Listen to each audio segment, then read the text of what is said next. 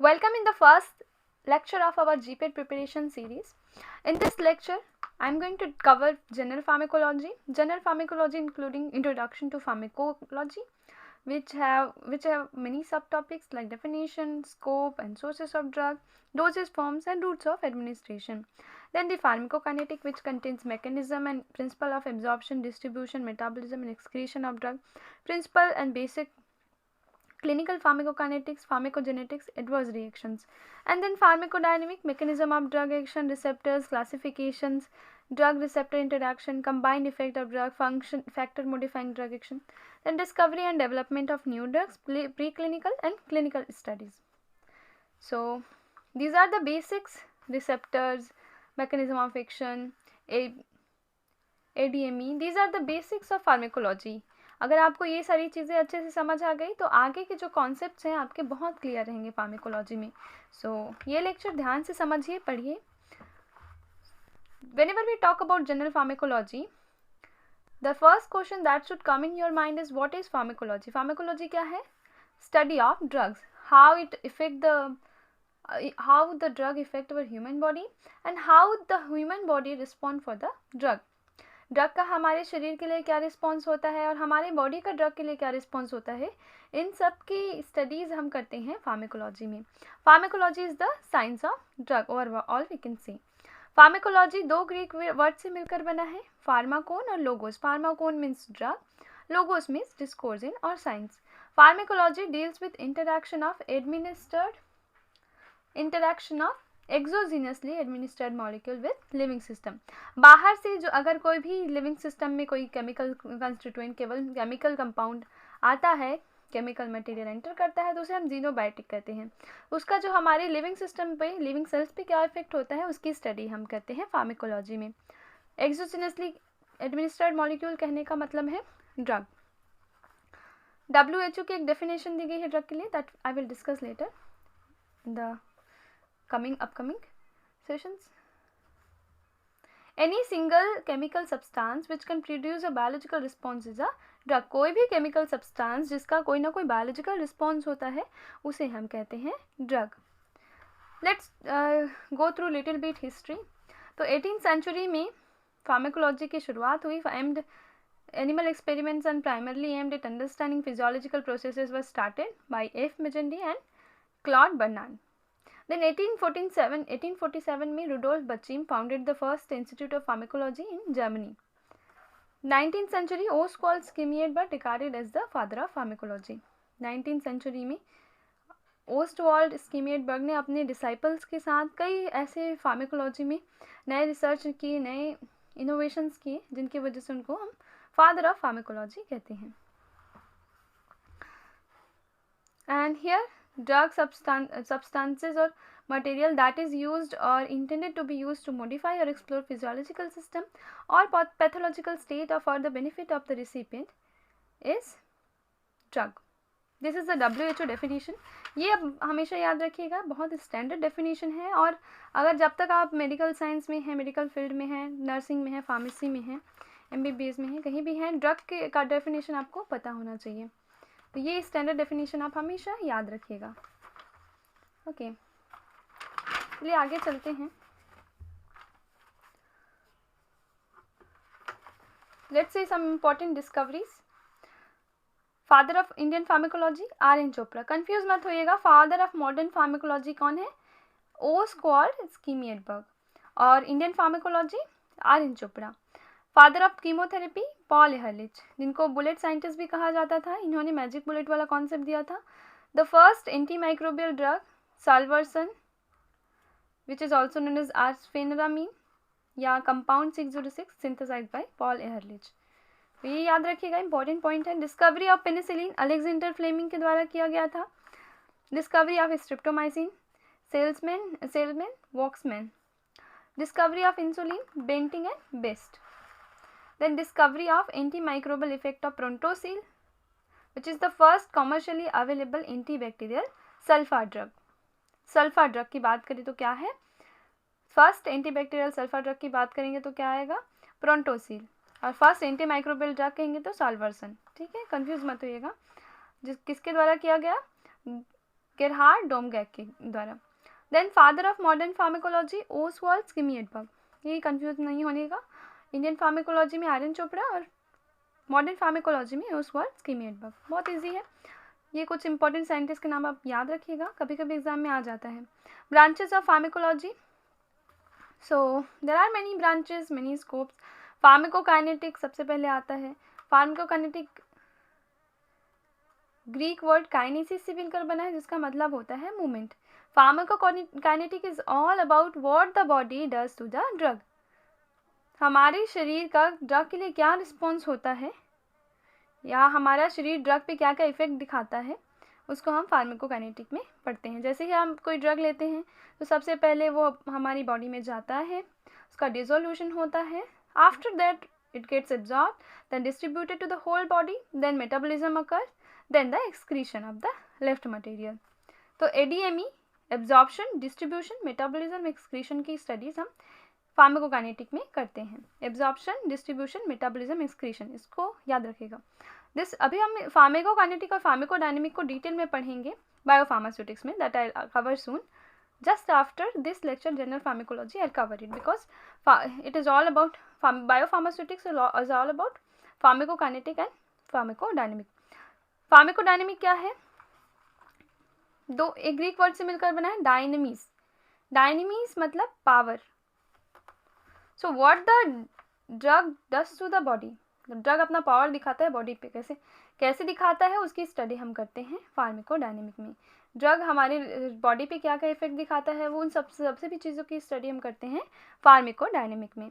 This include physiological and biochemical effects of the drug and their mechanism of action at the organ system, subcellular और micromolecular level. कोई भी drug अपना effect कहाँ कहाँ दिखा सकता है, सेलुलर लेवल पे, सबसेलुलर लेवल पे, ऑर्गन लेवल पे और टिश्यू लेवल पे। तो इन सारी चीज़ों की ड्रग का इफेक्ट, ड्रग का mechanism of action, biochemical, physiological, सारे इफेक्ट्स को हम फार्माकोडायनेमिक में पढ़ते हैं।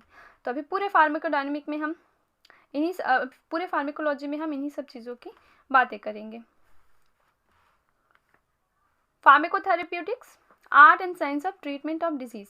डिजीज़ के ट्रीटमेंट की स्टडी को हम कहते हैं फार्माकोथेरेप्यूटिक। मतलब फार्माकोलॉजिकल इंफॉर्मेशन को किसके लिए यूज़ करना है, थेरेप्यूटिक यूज़ के, थेरेपी के लिए, थेरेप्यूटिक यूज़ के लिए। तो फार्माकोथेरेप्यूटिक्स, जब बीमारी के इलाज के लिए जब हम फार्माकोलॉजिकल इंफॉर्मेशन को यूज़ करते हैं तो फार्माकोथेरेप्यूटिक कहलाता है।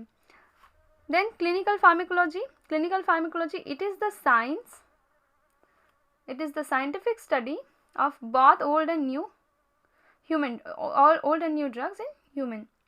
जहाँ पे भी क्लिनिकल वर्ड आता है वहाँ पे समझ जाइएगा ह्यूमन्स पे स्टडी हो रही है। It includes pharmacodynamic and pharmacokinetic investigations in healthy volunteers as well as in patients। ठीक है, क्लिनिकल ट्रायल्स आप पढ़ेंगे, अभी आपने सुना भी होगा कोविड के टाइम पे बहुत, तो ये सब क्लिनिकल फार्माकोलॉजी में आ जाता है। देन दी क्लिनिकल फार्माकोलॉजी में बहुत सारी चीज़ें होती हैं, that we will discuss later. Toxicology, toxicology नाम से ही पता चल रहा है, it is all about the study of poison, poison's effect, it is all about the study of adverse effect, toxic effect of drug in the body. So toxicology covers all of these. Then the chemotherapy, chemotherapy refers the treatment of infectious disease or cancer with chemical compounds that kills the cells, especially those of the microorganism and neoplastic cells। तो chemotherapy में हम दो चीज़ें होती हैं, एक तो होता है कि जो केमिकल्स हैं उनका उपयोग हम माइक्रो ऑर्गेनिज्म को मारने के लिए करें, और दूसरा होता है कैंसर सेल को मारने के लिए करें।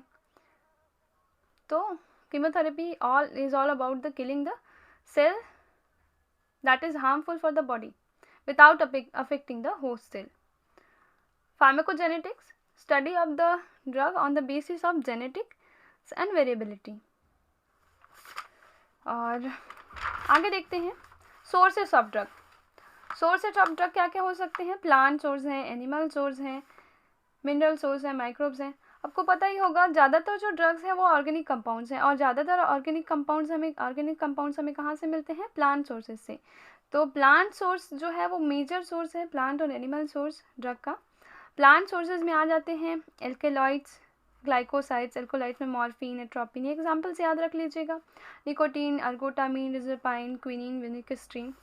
साथ साथ आपके सेमेस्टर एग्ज़ाम की भी प्रिपरेशन हो रही है जीपीट के साथ, ये सब चीज़ें आप याद रखिएगा। ग्लाइकोसाइड्स हैं, कार्डियक ग्लाइकोसाइड्स, उनके बारे में भी फार्माकोग्नोसी में पढ़ेंगे। डाइजॉक्सिन है, क्वाबिन है, एंथ्राक्विनोन है, ग्लाइकोसाइड्स, अमीनोग्लाइकोसाइड्स जैसे कि जेंटामाइसिन है। अमीनोग्लाइकोसाइड्स एंटीबायोटिक का एक ग्रुप है जिसके बारे में आप अभी एंटीबायोटिक्स पढ़ने के टाइम पे पढ़ेंगे। देन ग्लाइकोसाइड्स याद रखिएगा, glycosides are compound consist of a heterocyclic monosugar moiety, a glycone linked to a sugar moiety through ether linkage. Then oils हैं, fixed oils हैं, essential oils हैं. Fixed oils are also known as non-volatile oil used for the food mostly as a emollient. Groundnut oil है, coconut oil है, sesame oil है, sesame मतलब तिल का तेल, कैस्टर ऑयल है, अरंडी का तेल, and it is castor oil is also used as purgative during constipation. इसको आप अभी कॉन्स्टिपेशन वाले ड्रग्स में पढ़ेंगे। एसेंशियल ऑयल्स हैं which are also known as volatile oil, mostly obtained from flowers और leaves by steam distillation. They are aromatic, fragrant, terpene, hydrocarbon that have no food value. इसको हम एसेंशियल ऑयल्स को खाने के लिए इस्तेमाल नहीं करते। जैसे कॉस्मेस्यूटिकल्स होते हैं, कॉस्मेटिक थेरेपी देते हैं, उसमें हम इस्तेमाल करते हैं। कई तरह के मेडिसिन जो पेन रिलीवर के लिए यूज़ कर रहे हैं उन सब में हम इन चीज़ों का इस्तेमाल करते हैं। जैसे क्लोव ऑयल है, बहुत अच्छा पेन रिलीवर है, दांत दर्द में इसका इस्तेमाल किया जाता है। यूकेलिप्टस ऑयल है, नीलगिरी का तेल है, पेपरमेंट ऑयल है, पुदीने का तेल है, ये सब बहुत यूज़फुल है हमारी बॉडी के लिए। बहुत सारा इनका भी बहुत यूज़ है फार्मास्यूटिकल्स में, आयुर्वेदिक मेडिसिन में तो है ही। Then menthol, thymol, camphor, volatile oils, these are solid at room temperature, ठीक है। then mineral oils, not plant products obtained from petroleum.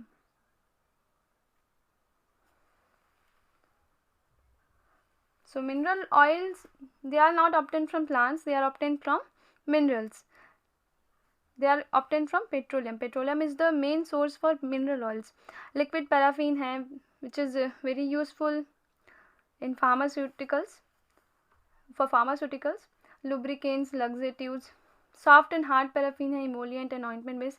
ये सब ये जो पैराफिन है उसका कॉन्स्टिपेशन में काफ़ी यूज़ होता है, सपोजिटरीज के फॉर्मेशन में भी यूज़ होता है। सपोजिटरीज इसके पैराफिन के बिना नहीं बनाए जा सकते। एनिमल सोर्स है, adrenaline, thyroxine, liver extract, antisera, vaccines. Then microbes हैं, एंटीबायोटिक्स ऑब्टेन होते हैं माइक्रोब से, बैक्टीरिया, फंजाई, एक्टिनोमाइसिटीज, एंजाइम्स, ये सब जो है माइक्रोबियल सोर्स हैं ड्रग्स के। एंड वैक्सीन्स हैं, they are also obtain from microbes only. Minerals हैं, iron salts, calcium salts, lithium salts, magnesium, aluminium hydroxide. तो ये सारे मिनरल्स हैं जिनका उपयोग हम करते हैं। सिंथेटिक केमिस्ट्री मतलब नए नए जो कंपाउंड सिंथेसाइज किए जाते हैं। एट्रोपिन सब्सटीट्यूएंट्स है, सिफिलोस्पिन, जैसे कोई एक ड्रग बन गया तो उसका फिर केमिकल स्ट्रक्चर चेंज करके हम दूसरा ड्रग बना रहे हैं, more efficacious, more advantages. Biotechnology है, बायोटेक्नोलॉजी बहुत ग्रोइंग फील्ड है। फार्मास्यूटिकल्स, बहुत नए नए जो जीन थेरेपीज़ हैं they are being developed with the help of biotechnology only. So this is a very important source for drug. Human growth hormone है, that is produced by biotechnology using biotechnological processes. Human insulin है, Humulin which is known as Humulin. Alteplase है,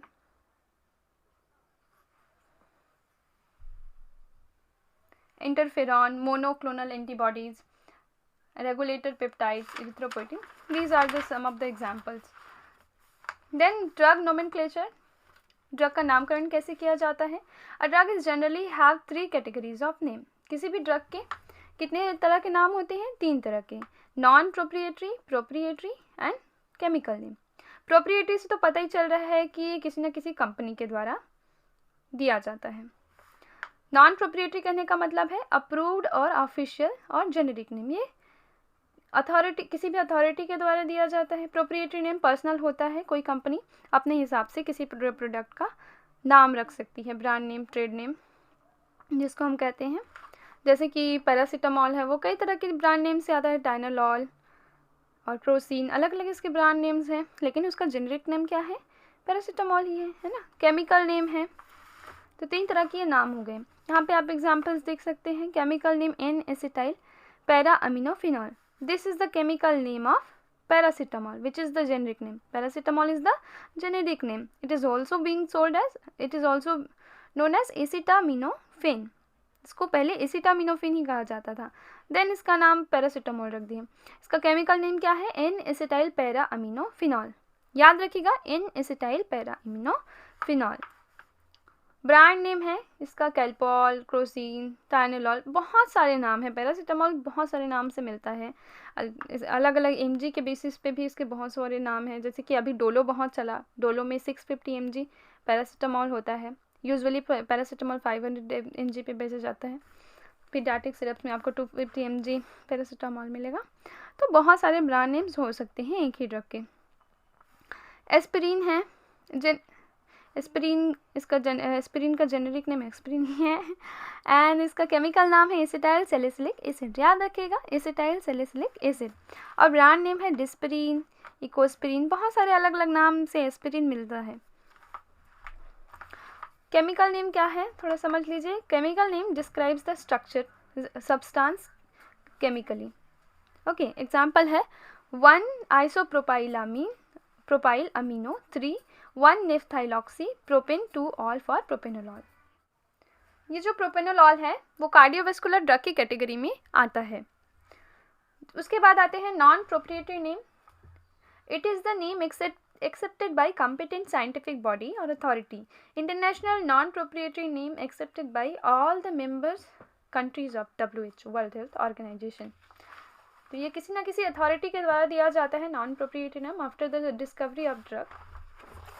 and आगे देखते हैं proprietary name, जिसे brand name भी कहा जाता है। कंफ्यूज मत होइएगा, जो शुरू में मैंने बताया कि proprietary name, non proprietary name को और क्या क्या कहा जाता है वो आप याद रखिएगा।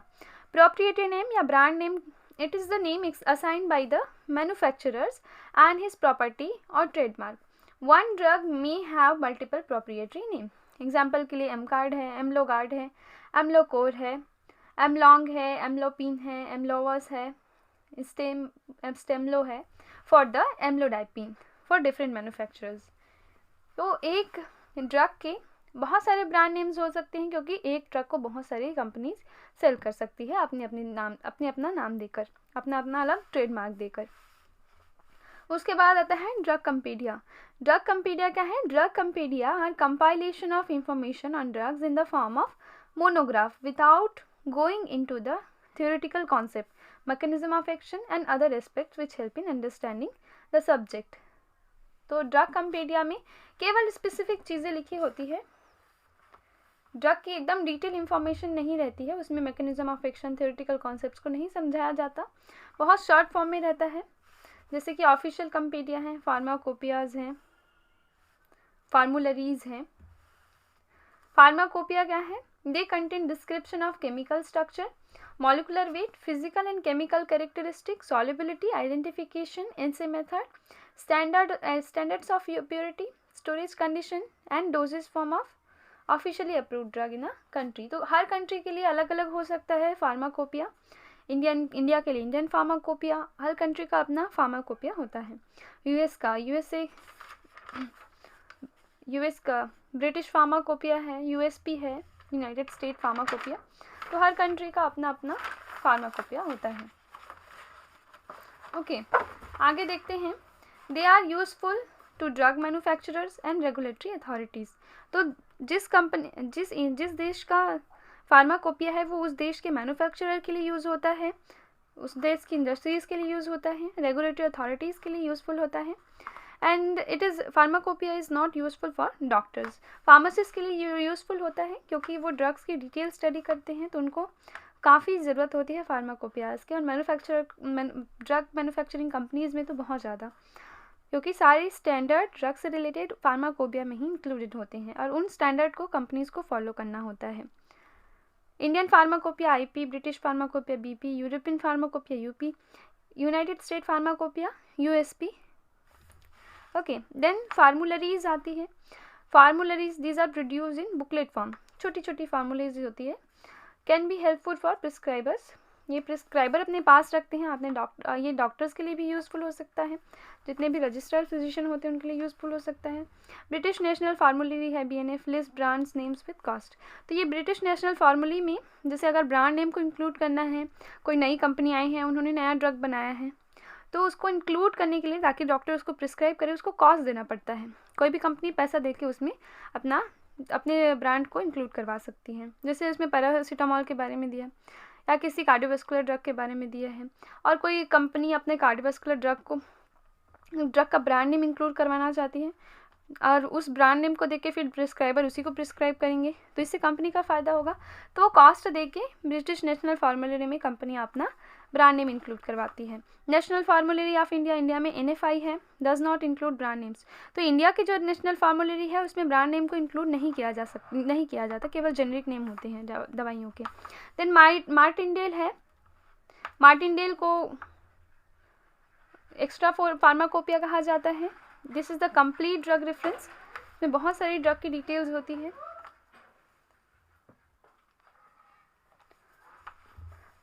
Published every 2-3 years by the Royal Pharmaceutical Society of Great Britain.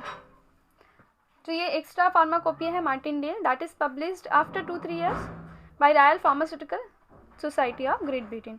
It is a non official compendium, ठीक है।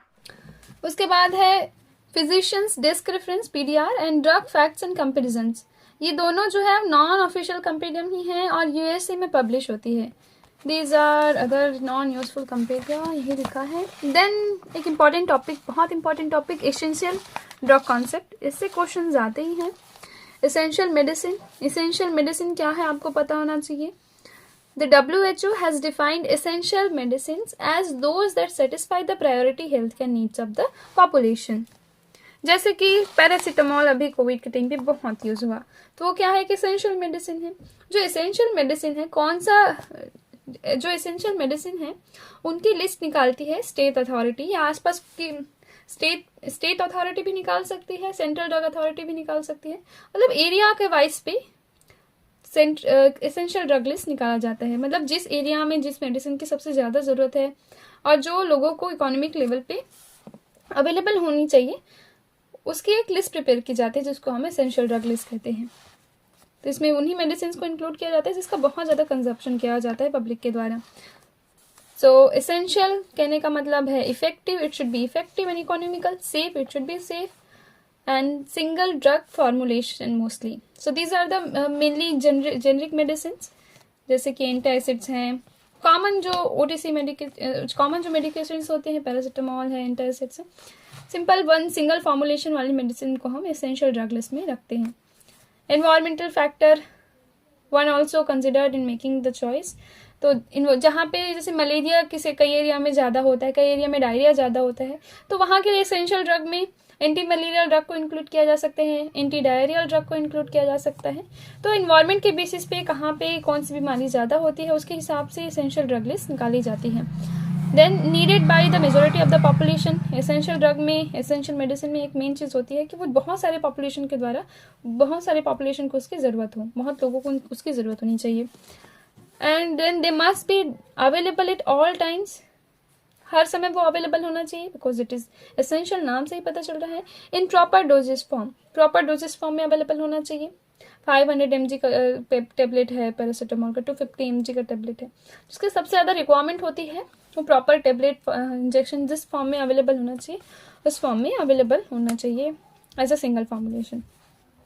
देन एम है इसका, aim to optimally use the limited financial resources and list of essential drug is made locally with the help of WHO model list. WHO एक model list निकालती है, उसी के हिसाब से फिर अपना अपना एरियाज में जिस एरिया में जिस मेडिसिन की ज़्यादा ज़रूरत है, से अफ्रीका में हम देखते हैं मलेरिया बहुत ज़्यादा है, तो वहाँ के लिए एसेंशियल ड्रग लिस्ट में मलेरिया एंटी मलेरिया ड्रग्स को ज़रूर इंक्लूड किया जाता है। और सस्ते या फिर गवर्नमेंट के द्वारा तो उसको फ्री में दिया जाता है। एसेंशियल मेडिसिन का ये कॉन्सेप्ट है, कभी कभी आ जाता है। देन प्रिस्क्रिप्शन मेडिसिन क्या है ये तो आप जानते ही हैं। That can be sold in the retail only against a prescription issued to a patient by a registered medical practitioner. Registered medical practitioner कहने का मतलब है एक डॉक्टर या एक MBBS डॉक्टर, ये भी BDS डॉक्टर, आयुर्वेदिक डॉक्टर यानी prescriber. Anti depressant, antibiotic drugs under schedule H of the drug and cosmetic act. तो जो जितने भी प्रिस्क्रिप्शन ड्रग हैं उनको शेड्यूल G और शेड्यूल H में रखा गया है। ठीक है, अभी शेड्यूल्स के बारे में फार्मास्यूटिकल जूरिस्प्रूडेंस में पढ़ते हैं, किस शेड्यूल में किस एक्ट के किस शेड्यूल में कौन सा ड्रग है, क्या चीज़ें रेगुलेट करती है किस ड्रग को, ये सारी चीज़ें हम फार्मास्यूटिकल जूरिस्प्रूडेंस में पढ़ेंगे। Then the non prescription drug. Non prescription drug को हम कहते हैं OTC या ओवर द काउंटर ड्रग।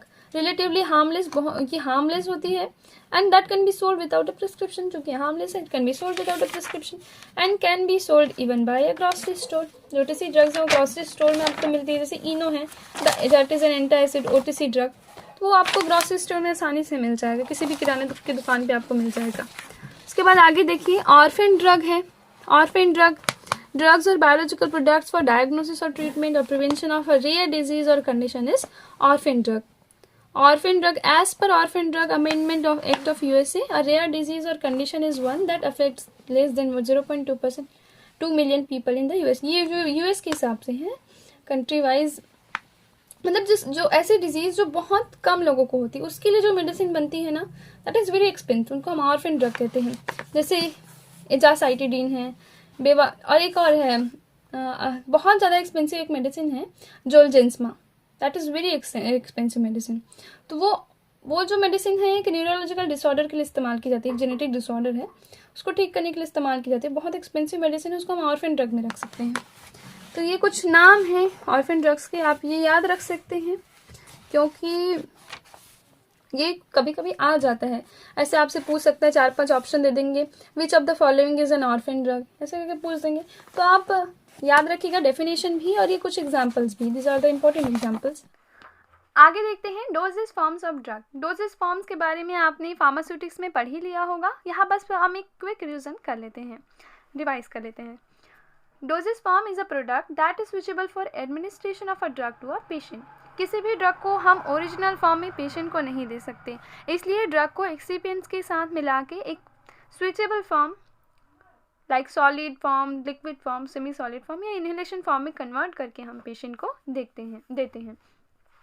तो डोजेस फॉर्म 4 टाइप्स के होते हैं, solid doses form, liquid doses form, semi solid doses form, inhalational doses form. Solid doses form में आ सकते हैं powder, tablets, pills, capsule, lozenges, suppositories. Liquid में आते हैं aqueous solution, suspensions, elixir, drops, lotions, injections. And semi solid में आते हैं ऑइंटमेंट्स, पेस्ट, जेल्स। इनहेलेशनल में gases doses forms. Then solid doses forms में पाउडर है, dry and finely pulverize state of drug. Powder आपने देखा ही होगा, it's nothing new. Dusting powder है, dusting powder for topical application, supplied as a bulk powder in plastic और metallic container with holes for sprinkling. जैसे कि हमारे anti fungal powders आते हैं, वो बल्क फॉर्म में रहते हैं, बड़े बड़े बॉटल्स में आते हैं, बड़े बड़े प्लास्टिक या मेटल बॉटल्स में आते हैं, उसमें छेद रहता है, होल्स रहते हैं, स्प्रिंकल करने के लिए, छिड़कने के लिए, टॉपिकल एप्लीकेशन के लिए होता है, इसको आप एक्सटर्नली ही यूज़ कर सकते हैं। देन इफावेसेंट पाउडर्स हैं, contain granulated sodium bicarbonate and citric acid और टार्ट्रिक एसिड। ये कंपोजिशन याद रखिएगा, कभी कभी पूछ देते हैं। They act when dissolved in water to liberate carbon dioxide causing bubbling. तो इफावेसेंट कहने का मतलब, इफावेसेंट पाउडर कहने का मतलब है ऐसे पाउडर जो वाटर में जाते ही इफावेसेंस फॉर्म करते हैं, कार्बन डाइऑक्साइड रिलीज होने की वजह से बबल्स फॉर्म करते हैं। बिल्कुल ये इनो है, इनो इसका एक बहुत अच्छा एग्जाम्पल है। इनो को आप जब वाटर में डालते हैं तो बहुत सारे बबल्स बनते हैं, तो इस तरह की रिएक्शंस वहाँ पे होती है। इसी तरह से इफावेसेंट टेबलेट्स भी आते हैं, जो आगे हम देखते हैं। सो टेबलेट क्या है? टेबलेट ड्रग इज पाउडर्ड और granulated in tablet drug is powdered और granulated mixed with binding agents and other excipients and compressed, molded in discoid, oblong और other shape suitable for solving। Tablet आप सभी ने देखा ही है। टेबलेट में क्या करते हैं, जो पाउडर फॉर्म में ड्रग होता है उसी में बाइंडिंग एजेंट्स और एक्सिपिएंट्स, जो दूसरे एक्सिपिएंट्स मिला के उसको मोल्ड में कंप्रेस किया जाता है। आजकल तो टेबलेट पंचिंग बहुत सारी मशीन्स आ गई है अलग अलग टाइप की। जब आप फार्मास्यूटिकल इंजीनियरिंग पढ़ेंगे तो आप इन सब टेबलेट कैसे बनता है, इन सब चीज़ों को डिटेल में समझेंगे, किस मशीन का यूज़ करके टेबलेट बनाते हैं। तो ड्रग, ये जो टेबलेट है वो सबसे सूटेबल फॉर्म होता है किसी भी ड्रग को लेने का। अकॉर्डिंग टू द नीड उसमें कोटिंग भी कर सकते हैं, कलरिंग की जाती है। टेबलेट्स के भी बहुत सारे टाइप्स होते हैं। चीवेबल टेबलेट्स हैं। Chewable tablets can be chewed and swallowed, जैसा इसका नाम है वैसा ही इसका काम है, इसको आप चबा सकते हैं। अब चूँकि इसको चबा सकते हैं, जो इसमें ड्रग यूज़ करेंगे हम, वो स्वाद में अच्छा होना चाहिए, इट शुड बी प्लीजेंट। जैसे आप विटामिन सी की जो टेबलेट्स आती है वो चीवेबल टेबलेट्स होती है, आप उसको आराम से खा सकते हैं। Then dispersible tablets, tablet is dropped in small quantity of water where in disperse quickly, the solution is then gulped. तो डिस्पर्सिबल टेबलेट, इसी को हम इफरवेसेंट टेबलेट भी कहते हैं। इसमें सबसे अच्छा एग्जाम्पल है डिस्प्रिन, आप सभी ने देखा होगा, यूज़ किया होगा। डिस्प्रिन को आप जैसे भी पानी में डालेंगे वो घुल जाता है। इसी तरह से एक और आता है कैटरॉल डीटी आता है, उसको जब आप पानी में डालेंगे तो घुल जाता है, तुरंत डिस्पर्स हो जाता है। देन सबलिंगुअल टेबलेट है। तो ये डिस्पर्सिबल टेबलेट क्यों बनाते हैं? क्विक एक्शन के लिए। डिस्प्रिन कहते हैं ना, डिस्प्रिन दर्द का तुरंत, तो जैसे ही आप डिस्प्रिन को पानी में डालेंगे वो घुल जाएगा, और जैसे ही वो आप उसको गल्प करेंगे वो आपकी बॉडी में इजिली एब्जॉर्ब हो जाएगा। सबलिंगुअल टेबलेट है, put under the tongue is rapidly absorb from the tongue. Sublingual मतलब जीभ के नीचे, ठीक है। तो आप उसको इस तरह के टेबलेट्स को आप जीभ के अंदर रखते हैं, वो अपना वहाँ से एब्जॉर्ब होते जाता है, वहाँ पे भी ब्लड सप्लाई रहता है। कोई भी ड्रग ब्लड सर्कुलेशन में जाने के ही बाद ही बॉडी में डिस्ट्रीब्यूट होता है। सो अगला है enteric coated tablet. The tablet is coated with a material that does not dissolve in the acidic medium of the stomach and the tablet disintegrate only on the reaching to the duodenum. तो जो enteric coated tablet है उसमें इस तरह की coating की जाती है, जब हमें ऐसे ड्रग्स देने होते हैं जो डायरेक्ट इंटेस्टाइन में जाए, पेट में जाके ख़राब ना हो, पेट में क्योंकि एसिड होता है, जहाँ पे कोई भी ड्रग एसिड में जाते ही ड्रग जो है, ऐसे कुछ ड्रग्स होते हैं जो एसिड में डालते ही ख़राब हो सकते हैं। तो उस कंडीशन में हम एंटेरिक कोटिंग करते हैं टेबलेट में, ताकि वो इंटेस्टाइन में जाए, वहीं पे एब्जॉर्ब हो और अपना इफेक्ट दिखाए, स्टमक एसिड का उसका उस पर कोई इफेक्ट ना हो। तो स्टमक एसिड से बचाने के लिए हम टेबलेट में कोटिंग भी करते हैं। सस्टेन्ड और एक्सटेंडेड रिलीज टेबलेट्स, ये सारे कॉन्सेप्ट्स आप पढ़ते हैं नॉवेल ड्रग डिलीवरी में। जब आप नॉवेल ड्रग डिलीवरी का कॉन्सेप्ट पढ़ेंगे तो आपको कई तरह के टेबलेट टाइप मिलेंगे, कंट्रोल रिलीज फॉर्मुलेशंस बनाने को आपको बताया जाएगा। Sustained or extended release tablets contain drug particles which are coated to dissolve at a different rates. तो सस्टेन्ड और एक्सटेंडेड रिलीज टेबलेट्स जैसे उसमें इस तरह की कोटिंग, अलग अलग कोटिंग की जाती है कि ड्रग उनके डिज़ायर के हिसाब से अलग अलग फॉर्म में, अलग अलग कोटिंग अलग अलग टाइम पे डिज़ोल्व हो और जितनी ज़रूरत हो उतना ही ड्रग रिलीज़ हो, तो ज़्यादा समय तक ड्रग का इफेक्ट बॉडी में रहे। Then control release tablets, a semi-permeable membrane controls the release of the drug, prolonging its duration of action. जैसे कंट्रोल रिलीज फॉर्मुलेशन में नाम ही इसका है, अगर हमें लॉन्गर ड्यूरेशन ऑफ एक्शन चाहिए रहेगा ड्रग का तो हम कंट्रोल रिलीज फॉर्मुलेशन बनाएंगे, तो ये कोटिंग वाला फॉर्मूला ही यूज़ करते हैं उसमें भी। पिल्स है, दीज आर, आजकल तो पिल्स वाले वर्ड का इस्तेमाल भी नहीं होता उतना ज़्यादा। These are archaic dosage forms in which the drug powder is mixed with honey or syrup to make a sticky mass. पहले बहुत यूज़ होता था पिल्स, अब उतने यूज़ नहीं होते। कैप्सूल्स हैं, water soluble cylindrical containers made up of gelatin which are filled with powdered or liquid medicament। तो कैप्सूल सबने देखा होगा, it's nothing new. Soft gelatinous capsule होते हैं, dissolve very rapidly, generally contain liquid medicament. Enteric coated capsules होते हैं, design to dissolve only on reaching to the ileum, enteric ileum, ठीक है। स्नैप्सूल्स हैं, स्नैप्सूल्स ये सारे कंट्रोल ड्रग डिलीवरी सिस्टम्स में ही आते हैं। स्नैप्सूल्स है, एक्सटेंडेड रिलीज कैप्सूल है, packed with granules of the drug having different coating to dissolve over a range of time period. आपने कभी कभी देखा होगा कई कैप्सूल्स ऐसे होते हैं जिसमें बहुत सारी छोटी छोटी गोलियां और रहती है कैप्सूल के अंदर, तो वो अलग अलग कलर में अलग अलग कोटिंग होती है, वो अलग अलग मेडिकामेंट्स होते हैं जो टाइम टू टाइम अपना धीरे धीरे डिजॉल्व होंगे, तो उनको हम कहते हैं स्नैप्सूल्स। ये सब आपने देखे हैं, बस आपने पढ़ा नहीं था तो आपको पता नहीं चलेगा। अब जब आप कैप्सूल्स देखेंगे इस तरह से तो आपको समझ में आ जाएगा कि कौन सा एंटेरिक कोटेड कैप्सूल है, कौन सा स्नैप्सूल है, क्या होता है।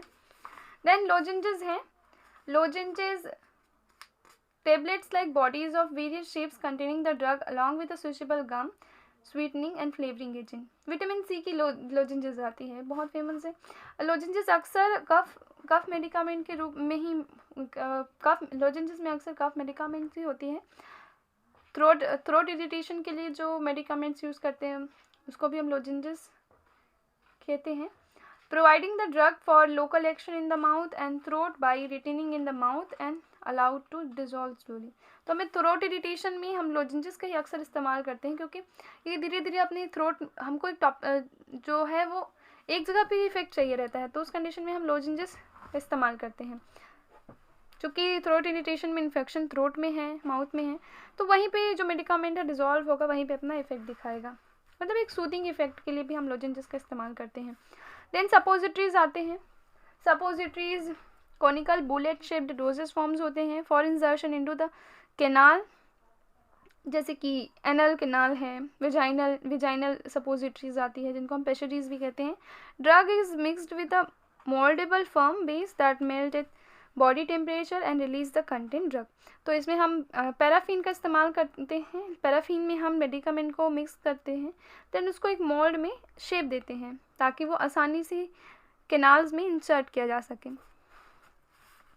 एनल सपोजिटरीज आती है. वेजाइना में जो इसको इंसर्ट किया जाता है उसे हम वेजाइनल सपोजिटरीज कहते हैं. ओवल और suitably shaped body for the vaginal insertion are called pessaries. Then bougies आती है. Elongated pencil like cone mean for insertion into the male और female urethra. Urinary tract infection को ये जो सपोजिटरीज होती है वो ऐसे पेशेंट्स के लिए यूज़ की जाती हैं जिनमें जो टैबलेट्स कैप्सूल्स इन सबको नहीं ले पाते हैं. तो जैसे कि पीडियाट्रिक पेशेंट्स हैं, जेरियाट्रिक पेशेंट हैं, उनके लिए हम इनको बनाते हैं.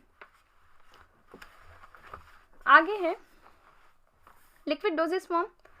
एक्वियस सॉल्यूशन है. Contain the drug dissolve in the water and may be mean for oral, topical or parenteral administration. Preservatives have to be mostly added because shelf life of watery solution is short. तो जब भी हम parental aqueous solution बनाते हैं तो उसमें हम preservative मिलाते हैं, क्योंकि वाटर से बना कोई भी चीज़ का सेल्फ लाइफ ज़्यादा दिन तक नहीं रहता. सस्पेंशंस हैं. Dispersion of insoluble drug in the water with the help of suspending agent. Then emulsions हैं. Uniform mixtures of two immiscible liquids. Oil in water हो सकता है, वाटर इन ऑयल हो सकता है. मिल्क एक बहुत अच्छा एग्जांपल है. नेचुरली अकरिंग इमल्शन है, बट ये कोई मेडिसिन नहीं है, इसको हम कह सकते हैं डाइटरी सप्लीमेंट. ओके, इमल्शन की फॉर्म में कई मेडिसिन आती है. देन एलिक्सार है. Hydro alcoholic solution of drug usually sweetened with syrup and flavoured by fruit extract. तो एलिक्सार में क्या होता है, एलिक्सार और सिरप में क्या डिफरेंस है. एलिक्सार में एल्कोहलिक सॉल्यूशन होता है और सिरप में शुगर सॉल्यूशन होता है.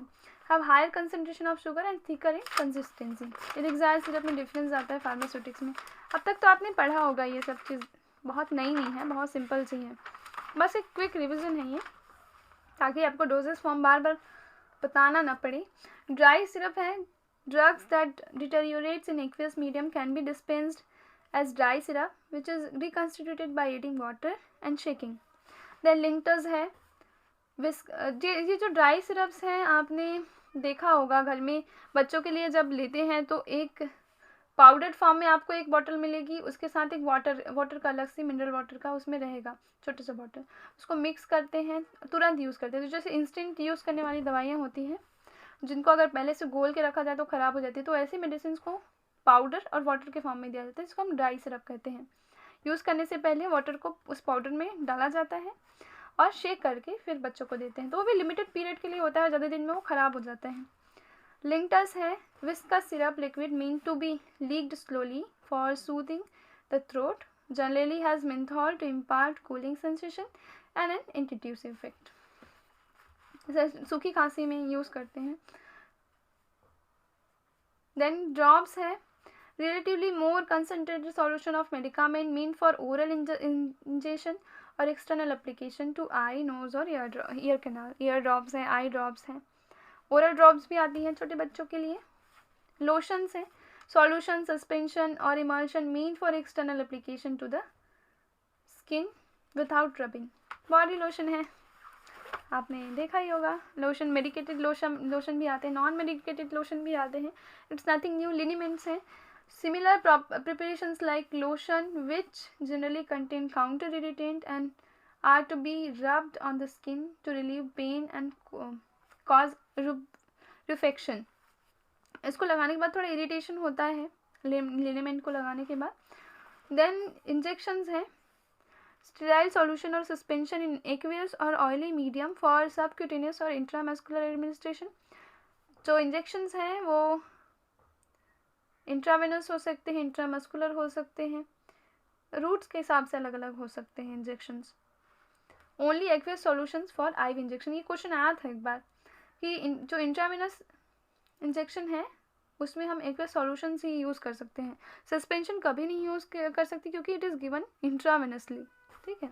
सस्पेंशन में सॉलिड पार्टिकल्स होते हैं जो ब्लड कैपिलरीज को ब्लॉक कर सकती हैं। तो जब भी आईवी देते हैं तो केवल लिक्विड फॉर्म एक्वियस सॉल्यूशन में ही देते हैं। सेमी सॉलिड डोजेज फॉर्म्स हैं, ointment, greasy semi solid preparation mean for external application to the skin, eye, nasal mucosa, ear और anal canal. Drug is incorporated into oily base like soft or hard paraffin. Ointment का एक अच्छा example है petroleum jelly. Ointment आपने sulphur ointment आता है, कई तरह के ऑइंटमेंट्स आते हैं। घाव पे लगाने के लिए ऑइंटमेंट आता है। क्रीम तो हर कोई जानता है, creams are similar to ointment but the base is water in oil emulsion. Cream जो है, ऑइंटमेंट जो है वो बहुत थिक होता है, क्रीम थोड़ा लेस थिक होता है। क्रीम में भी मेडिकेटेड क्रीम आते हैं, नॉन मेडिकेटेड क्रीम्स आते हैं। पेस्ट है, non greasy preparation of thick consistency containing hydrophilic adhesive powder such as prepared chalk, aluminium, magnesium hydroxide, zinc oxide, carboxy methyl cellulose etcetera. Then gels है, medicament is incorporated in इसको याद रखिएगा। Paste में non greasy preparation मतलब इसमें oily preparation नहीं है, इसमें पेट्रोलियम जेली बेस वगैरह का इस्तेमाल नहीं करते। मेडिकामेंट्स हैं is incorporated in a viscous colloidal solution of gelatin or similar material and is usually dispensed in collapsible tube. तो इसका अच्छा एग्जाम्पल है मूव और वॉलिनी जेल है। इसको ऐसे बॉटल्स में रखा जाता है जिसको आप प्रेशर लगा के बाहर निकाल सकते हैं मेडिकामेंट को। जैसे कि आपने बाम वगैरह का देखा होगा, जो ट्यूब्स होते हैं बिल्कुल कोलगेट की ट्यूब की तरह। देन आते हैं inhalations, drugs which are gases or volatile liquids can be administered by inhalation. Non volatile liquids and fine particles solids can be aerosolised using a metered or spinhaler for inhalation through the mouth. Nebuliser भी एक equipment है, बहुत सारे equipments हैं inhalation के लिए medicine को। Inhalation में क्या होता है, जो भी गैसियस या वोलेटाइल लिक्विड्स हैं उनको भरा जाता है, देन उसको पेशेंट को दिया जाता है। इनहेलेशन और मेडिसिन को देने के लिए आप कुछ ना कुछ इक्विपमेंट यूज़ करना पड़ता है, इनहेलर जिसको हम इनहेलर कहते हैं, नेबुलाइजर कहते हैं। Okay, then routes of drug administration, factor governing choice of route. क्या क्या फैक्टर्स हैं जो किसी भी रूट के किस रूट से हम दवाई दे रहे हैं उसको अफेक्ट करते हैं या उसको डिसाइड करने में मदद करते हैं। तो physical and chemical properties of drug है, ड्रग की फिजिकल प्रॉपर्टीज़ कैसी है, केमिकल प्रॉपर्टीज़ कैसी है, इसके बेसिस पे भी डिसाइड कर किया जाता है कि कौन सा रूट सही रहेगा। साइट ऑफ डिजायर्ड एक्शन, जैसे कि फिजिकल प्रॉपर्टीज़, केमिकल प्रॉपर्टीज, जैसे कोई सॉलिड मटेरियल है, सॉलिड ड्रग है, टेबलेट है, तो उसके लिए कौन सा रूट बेहतर रहेगा? ऑफ कोर्स ओरल रूट, वहाँ पे क्योंकि हम वाटर के साथ उसको ले सकते हैं तो डिसोल्यूशन आसानी से होगा, डिसोल्यूशन के बिना एब्जॉर्प्शन नहीं हो सकता। Then site of desired action, आपको कहाँ पे दिखाना, जैसे आपको मान लो थोड़ा सा चोट लगी है, बस आपके स्किन पे थोड़ा सा इन्फेक्शन हुआ है, चोट लगी, आपको बस वहीं इफेक्ट चाहिए, टॉपिकल इफेक्ट चाहिए, तो उस कंडीशन में आप टॉपिकल एप्लीकेशन यूज़ करेंगे, आप ऑइंटमेंट इस्तेमाल कर सकते हैं। बस आपको उसको मेडिकेशन को एक्सटर्नली अप्लाई करना है, तो उस कंडीशन में आप इंजेक्शन थोड़ी ना देंगे, है ना। छोटी मोटी चोट के लिए आप सिंपली टॉपिकल एप्लीकेशन इस्तेमाल कर सकते हैं। Rate and extent of absorption of the drug from different routes, आपको ये भी देखना है कि आपको जो इफ़ेक्ट है वो कितना जल्दी चाहिए। अगर मान लो इमरजेंसी की कंडीशन है, किसी का एक्सीडेंट हुआ है, उसको तुरंत आपको दवाई देना है, आपको तुरंत उसको कुछ मिनरल सप्लाई करना है, तो आप इंट्रावेनस रूट का इस्तेमाल करेंगे, है ना। तो ये सभी चीज़ें अफेक्ट करती है कि किस रेट से कितनी जल्दी आपको, किस एक्सटेंट में आपको एब्जॉर्प्शन करवाना है। सबसे फास्टेस्ट एब्जॉर्प्शन होता है इंट्रावेनस रूट में, तो जिनको तुरंत इमरजेंसी ट्रीटमेंट की आवश्यकता होती है उनके लिए हम इंट्रावेनस रूट का इस्तेमाल करते हैं, आईवी रूट। और जिनको आराम से धीरे धीरे हमें ठीक करना है उस कंडीशन में हम ओरल रूट इस्तेमाल कर सकते हैं। और बहुत सारे रूट्स हैं जिसके बारे में भी डिस्कस करेंगे। Rapidity with which the response is desired, वही मैंने कहा इमरजेंसी यूज़ की बात की।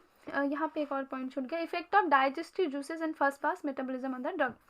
तो अगर हमें किसी दवाई को फर्स्ट पास मेटाबॉलिज्म से प्रिवेंट कराना है तो उसको हम डायरेक्टली आईवी के थ्रू दे देंगे। बहुत सारे ड्रग्स हैं जो HCl में, स्टमक के एसिड में जाते ही डिसइंटीग्रेट हो जाते हैं, और हमको डिसइंटीग्रेट नहीं कराना है, फर्स्ट पास मेटाबॉलिज्म से बचाना है, तो हम उसे दूसरे रूट से देंगे। Then accuracy of doses required, कितनी एक्यूरेसी से दवाई हमें चाहिए, हमें पूरा 100% बायो अवेलेबिलिटी चाहिए। तो हम मतलब 100% हम चाहते हैं कि जो ड्रग है वो बॉडी में जाए, तो उस कंडीशन में हम आईवी रूट इस्तेमाल करेंगे या इनहेलेशन रूट इस्तेमाल करेंगे, मतलब ज़्यादा से ज़्यादा मैक्सिमम एब्जॉर्प्शन हो। कंडीशन ऑफ द पेशेंट, और पेशेंट की कंडीशन बहुत मायने रखती है।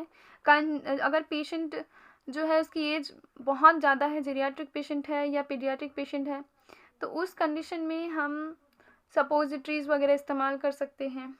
वॉमिटिंग, अगर पेशेंट वॉमिटिंग कर रहा है तो उसको हम ओरल रूट के थ्रू मेडिसिन को नहीं दे सकते, उस कंडीशन में हमें कोई दूसरा रूट इस्तेमाल करना पड़ेगा।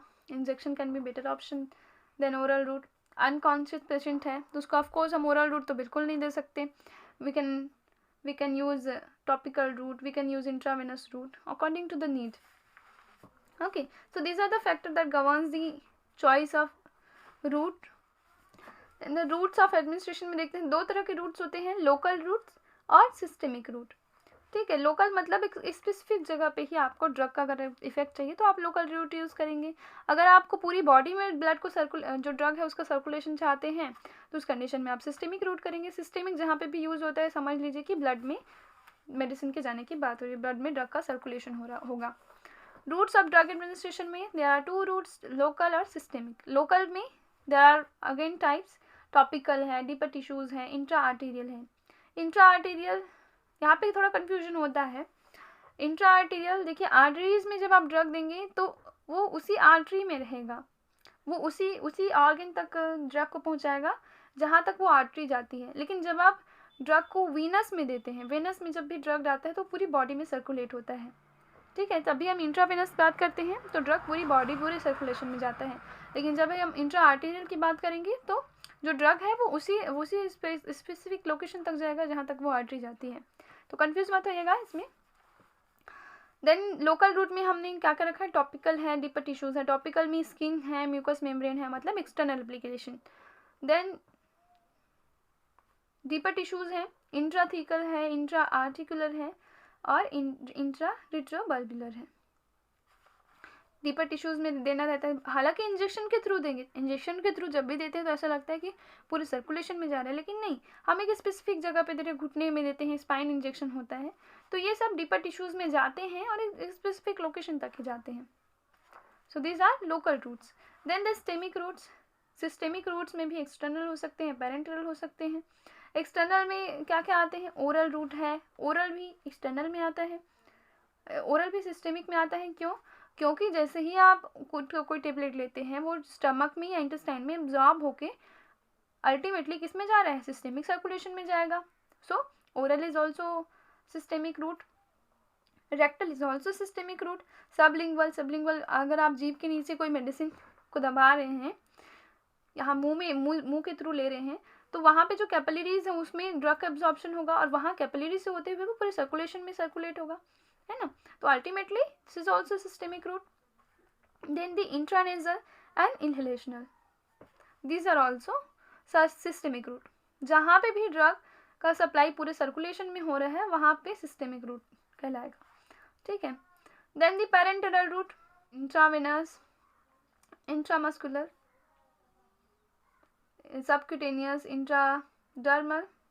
So these are systemic routes.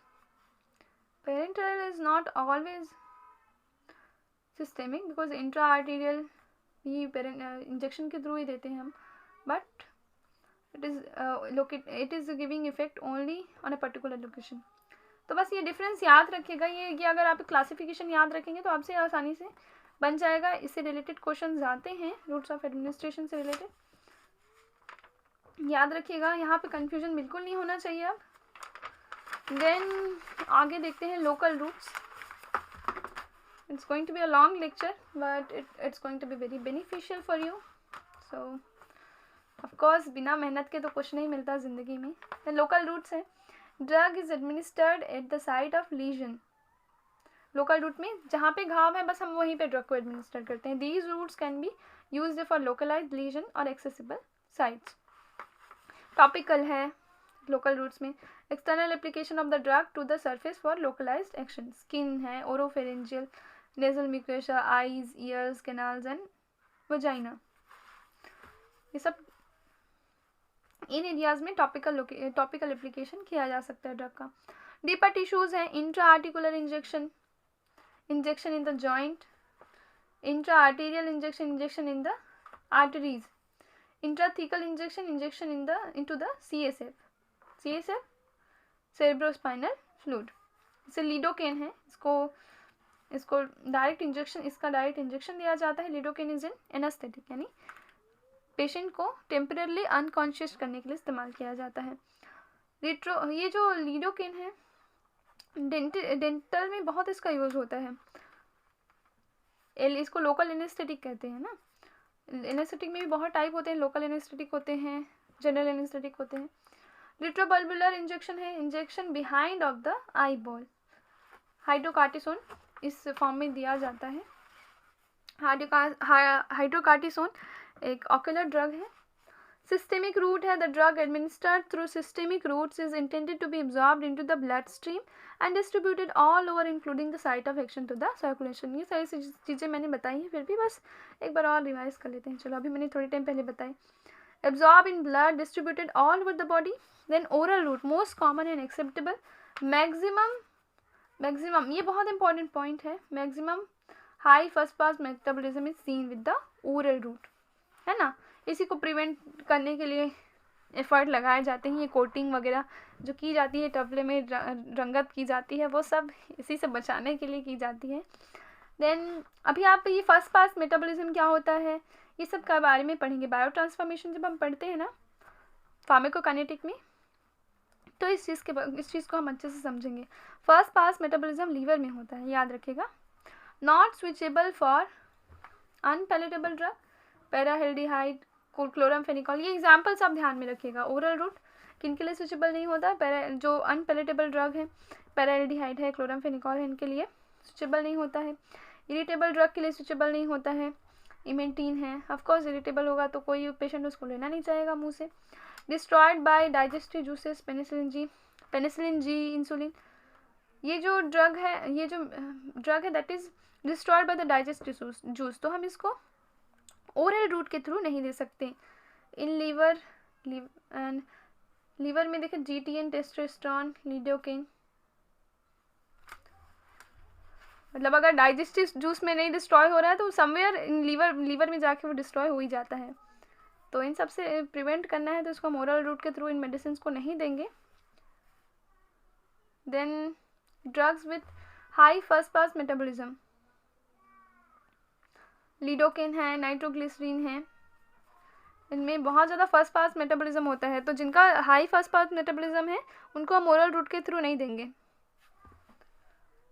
Drugs not absorbed orally, aminoglycoside है, स्ट्रेप्टोमाइसिन. अमीनोग्लाइकोसाइड जो है वो एंटीमाइक्रोबियल्स की टाइप है ना. उसमें उस अमीनोग्लाइकोसाइड की कैटेगरी में स्ट्रेप्टोमाइसिन आता है. अभी हम एंटीमाइक्रोबियल्स का क्लासिफिकेशन पढ़ेंगे तो आपको समझाएंगे. उसके बाद सबलिंगुअल है, अंडर द टंग और बक्कल, बिलो द चिक और गम. ये ऐसे सुनने में लगता है लोकल रूट है, but it is not a local route ना इसमें, क्योंकि सर्कुलेशन में ही जा रहा है वो all drug. Only lipid soluble and non irritating drug can be administered. Of course oral route के थ्रू दे रहे हैं. ओरल नहीं तो सबलिंगुअल, मतलब मुंह में ले रहे हैं, टेस्ट बर्ड में ऐसे टच हो रहा है, तो ये प्लेजेंट होना चाहिए पेशेंट के लिए। Absorption is really rapid and action can be produce in minutes, क्योंकि इंस्टेंटली वो वहाँ से कैपिलरीज के थ्रू सर्कुलेशन में चला जाता है drug. Then the liver is bypassed and drug with high fast pass metabolism can be absorbed directly in the systemic circulation। Example के लिए नाइट्रोग्लिसरीन है, क्लोनिडीन है, मिथाइल टेस्टोस्टेरोन है, ब्रूपेनोरॉर्फिन है, डेस अमीनो ऑक्सीटोसिन है। These can be given by this sublingual route। Okay, rectal है, rectal route है, that is also systemic, can be used when patient is having vomiting or unconscious। Then administration of drug by enema. Enema ये है suppository जो anal root के through देते हैं।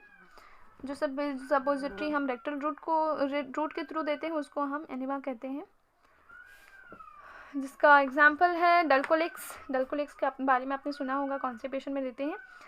And diazepam है, indomethacin है, पैरासीटामोल। पैरासीटामोल को भी पीडियाट्रिक पेशेंट को और जीरियाट्रिक पेशेंट को हम सपोजिटरी के फॉर्म में देते हैं। आगे देखते हैं क्यूटेनियस। इस फॉर्म में देने वाले जो ड्रग्स हैं उनमें शामिल है fentanyl, nicotine and estradiol, GTN, nitroglycerine. GTN को नाइट्रोग्लिसरीन कहते हैं। Then highly lipid soluble drugs can be applied over the skin for slow and prolonged absorption. Liver is also bypassed और इसी रूट पे बेस्ड है ट्रांसडर्मल पैचेस। कॉन्ट्रासेप्टिव्स को भी इस फॉर्म में दिया जाता है, ट्रांसडर्मल पैचेस के फॉर्म में। ट्रांसडर्मल थेरेप्यूटिक सिस्टम कुछ इस तरह का होता है। ये सब जो पार्ट है वो नोवेल ड्रग डिलीवरी सिस्टम का पार्ट है, तो यहाँ पे हम जो ज़्यादा डिस्कस नहीं करेंगे। इनहेलेशनल रूट है, drug absorption takes place from alveoli. Example general anaesthetic है जिसको हम इनहेल करते हैं।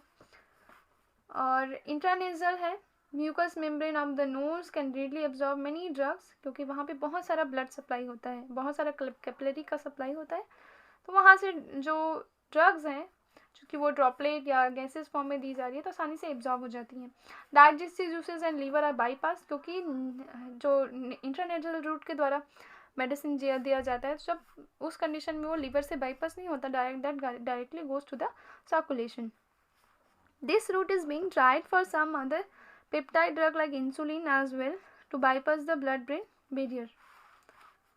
Then parenteral route है, per means beyond, internal means intestinal।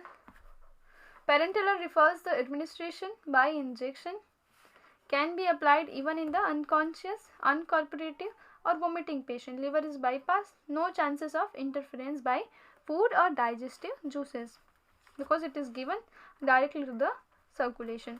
Subcutaneous है, drug is deposited in the loose connective subcutaneous tissue which is richly supplied by nerves, irritant। Drug cannot be injected because there are very much nerve supplies, but is less vascular, absorption is slower than intramuscular।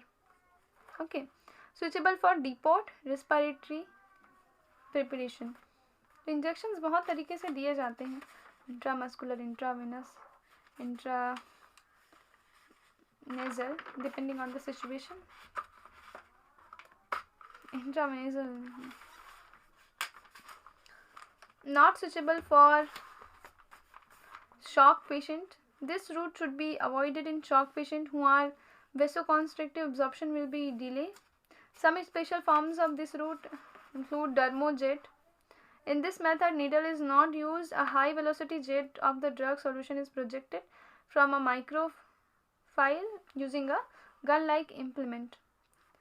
तो ये सब जो है pellet implantation है, सियालिस्टिक है, non biodegradable, ये सब आते हैं कंट्रोल ड्रग डिलीवरी में ही आते हैं, ये सब नोवेल ड्रग डिलीवरी सिस्टम के पार्ट हैं। एंड इंट्रामस्कुलर रूट है, drug is injected in one of the large skeletal muscle, deltoid, triceps, gluteus maximum, rectus, femoris etcetera. तो पर्टिकुलर टाइप ऑफ मसल्स को दिए जाते हैं intramuscular injection. Most of the time आपको जो injection दिया जाता है वो इंट्रामस्कुलर इंजेक्शन ही होता है। Intramuscular injection should be avoided in anticoagulant treated patient. जो ये इंट्रामस्कुलर इंजेक्शन है वो वैक्सीन को भी हम इंट्रामस्कुलर इंजेक्शन के फॉर्म में ही देते हैं, इसीलिए वहाँ पे लीजन्स बन जाते हैं, सूजन हो जाती हैं। तो ये याद रखिएगा, intramuscular injection should be avoided in anticoagulant treated patient because it can produce local haematoma, वहाँ पे ब्लड क्लॉटिंग कॉज कर सकता है। Muscle is less readily supplied with sensory nerve, mild irritant can be injected and is more vascular, absorption of drug is aqueous solution is faster। तो ये कारण है आखिर इंट्रामस्कुलर से क्यों किसी मेडिसिन को दे, क्योंकि वहाँ पे ब्लड सप्लाई अच्छा होता है, नर्व सप्लाई कम होता है। And deep penetration is needed. Depot preparation, oily solution, aqueous solution can be injected by this route. Then intravenous, which is very important, showing 100% bioavailability, मतलब यहाँ से अगर कोई ड्रग को आप इंजेक्ट करते हैं तो डायरेक्टली पूरा का पूरा अमाउंट, अगर आप 500 mg इंजेक्ट कर रहे हैं तो पूरा 500 mg सर्कुलेशन में चला जाता है, इसलिए यहाँ पे 100% बायोअवेलेबिलिटी कहते हैं। Drug is injected as a bolus lump और इन्फ्यूज स्लोली और over hour in one of the superficial veins में इंजेक्ट किया जाता है, इंट्रावेनस में, आर्टरीज में नहीं, ध्यान में रखिए, इसलिए पूरे सर्कुलेशन में जाता है। जब हम आर्टरीज में देते हैं तो वो पर्टिकुलर ऑर्गन तक ही जाएगा, उसको हम लोकल रूट में रखते हैं। इसलिए great value in emergency because drug reaches directly into the bloodstream and effects are produce immediately, the intima of veins is intensive and drug gets diluted with blood, therefore even highly irritant drug can be injected by IV. Hazards है thermophlebitis of the injected veins and necrosis of adjoining tissues if extravasation occurs। तो कभी कभी blood clot होने का खतरा रहता है, थ्रोम्बोफेब्लाइटिस, जो वेन्स हैं उनको उनके डैमेज होने का खतरा रहता है। Only aqueous solutions not suspensions because drug particles can cause embolism are to be injected by IV route. केवल एक्वियस सॉल्यूशन को दिया जाता है, कभी भी सस्पेंशन को हम आईवी से नहीं देते, क्योंकि वो अगर आप सस्पेंशन को आईवी से देंगे तो बोलस ब्लड सर्कुलेशन में कहीं पे भी अटक जाएगा और एम्बोलिज्म कॉज कर सकता है। देन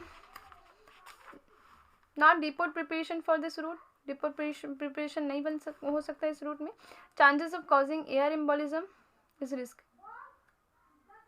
हाँ, अगर आप जब आप देते हैं आईवी से तो हो सकता है कि एयर उसमें इंजेक्शन में अटक जाए, जब आप इंजेक्ट करें सही तरह से ना करें तो उसमें बबल्स जा सकते हैं, तो बबल्स जाने से कैपिलरीज में एयर एम्बोलिज्म का खतरा रहता है, मतलब एयर बबल्स उसमें जा सकते हैं ड्रग इंजेक्ट करने के टाइम। तो इट्स वेरी रिस्की, बहुत केयरफुली हम बिना नॉलेज की इसको नहीं दे सकते। You should have proper knowledge whenever you are giving a patient drug intravenously.